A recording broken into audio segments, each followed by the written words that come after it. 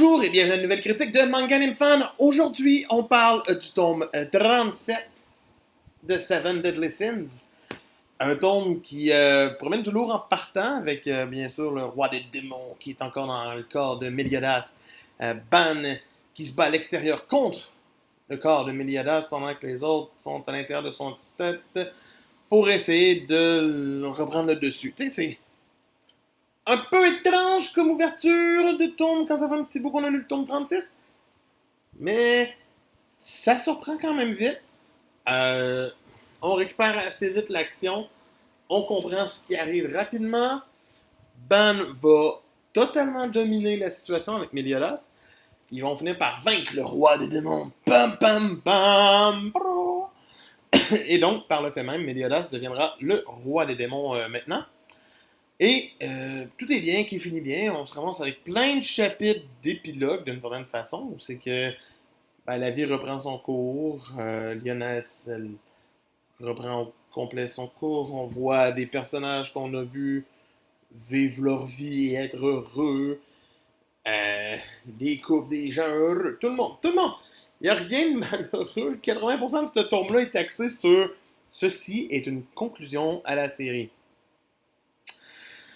Sauf que ce n'est pas une conclusion à la série.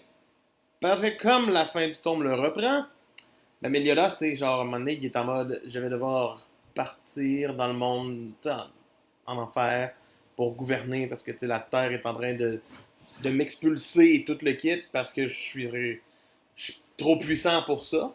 Là, t'es comme, ah, ok, on va partir avec Elisabeth, puis ça va être fini.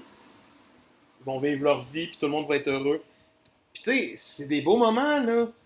Et Elisabeth qui le sait, puis qui veut partir avec lui, t'es comme, ok, cool, il reste plus beaucoup de pages, on s'en va vers là, ça me va, c'est cute. Tu sais, les adieux sont quand même émouvants, il se passe des choses, puis d'un coup, bam, tu découvres que la curse de Elisabeth n'est pas encore disparue. Celle de Meliodas, oui, mais celle d'Elisabeth, non. Pourquoi? Parce que le roi des démons est encore vivant. Tan tan tan! Puis il prend possession de son deuxième fils, donc de Zeldris, en toute fin de volume, vraiment pour dire voici, Zeldris reprend sa place de méchant à abattre pour les prochains tomes. Malgré que Meliodas venait de faire revenir sa petite amie à la vie. C'est comme ah! Fait que Seven Deadly Sins 37, étrangement, est un tome qui m'a laissé un petit peu comme surpris. Parce que j'étais comme hey, c'est le dernier tome, c'est la fin, ça va aller vite, on va accélérer. Même si je le sais, ça finit à 41, mais quand tu lis ce tome-là, t'as l'impression que ça va vraiment finir. Puis c'est ce qui me déçoit. T'as pas l'impression qu'on s'en va vraiment quelque part d'autre avant la dernier chapitre, les dernières images. Puis j'étais comme, hein? Pourquoi? Ça aurait pu finir à 37 tant qu'à moi.